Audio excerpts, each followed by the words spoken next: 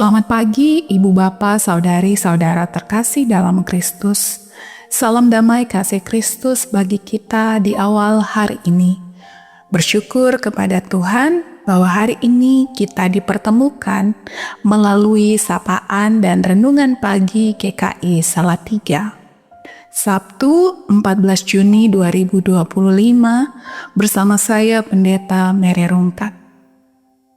Mengawali perenungan firman Tuhan pagi ini, mari bersama berdoa. Ya Tuhan, Sang Pemilik kehidupan, kami memuliakan nama-Mu yang kudus, sebab kasih-Mu nyata menyelamatkan kami melalui malam gelap, sehingga kami ada di hari baru dengan penuh harapan. Mengawali hari ini, kami akan merenungkan firman-Mu. Kami mohon tuntunan Roh Kudus-Mu bagi kami. Di dalam nama Tuhan Yesus, Sang Firman hidup, kami berdoa. Amin. Dasar perenungan kita hari ini, saya pilih dari 1 Korintus pasal 6, ayat 19 sampai 20.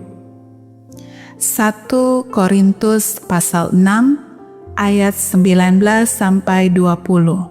Demikian dituliskan.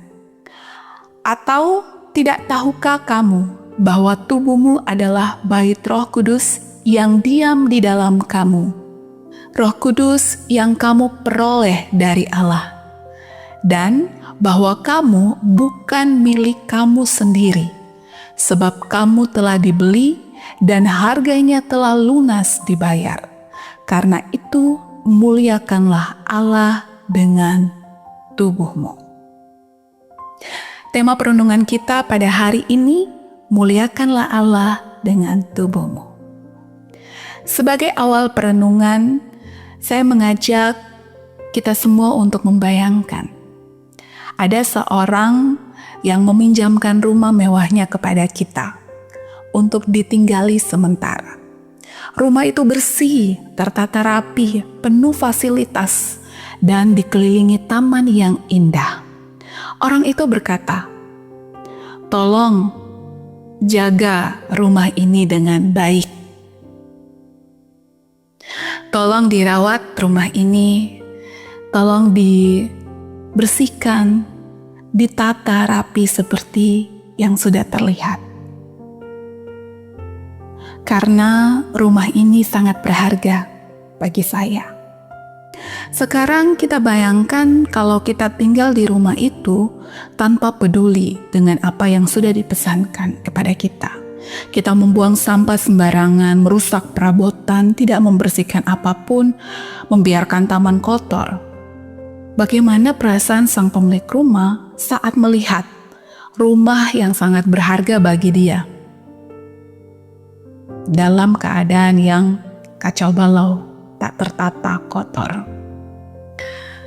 Jemaat Tuhan yang terkasih, demikian pula dengan tubuh kita. Tubuh ini bukan milik kita sepenuhnya. Tubuh ini adalah pemberian dari Tuhan, tempat Roh Kudus berdiam. Kita hanya menumpang selama hidup di dunia. Karena itu, seperti rumah yang dipinjamkan tadi, tubuh ini perlu dijaga, dihormati, digunakan sesuai dengan kehendak dari Tuhan, Sang Pemilik tubuh.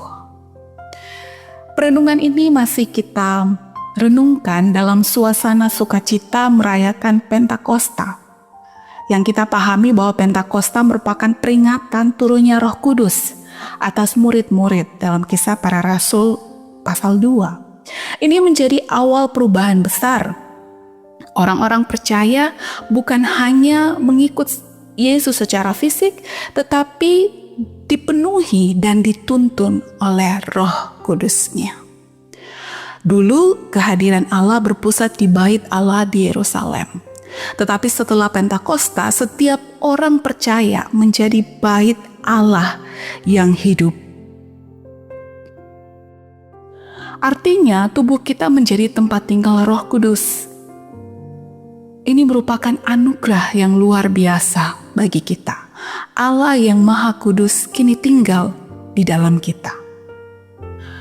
Rasul Paulus menegaskan bahwa hidup kita tidak boleh dijalani sembarangan. Tubuh kita bukan tempat untuk dicemari dosa atau disia-siakan. Tubuh harus dijaga, dihormati, dan dipakai untuk memuliakan Tuhan. Paulus menyatakan bahwa tubuh kita adalah bait Roh Kudus. Tubuh ini bukan milik kita sendiri, sehingga kita harus menjaganya, menggunakannya untuk kemuliaan nama Tuhan. Tubuh kita bukan sekedar fisik biasa, tetapi menjadi tempat Allah berdiam. Artinya kita harus menjaga kekudusannya, membuat benar-benar menjadi tempat kediaman Tuhan.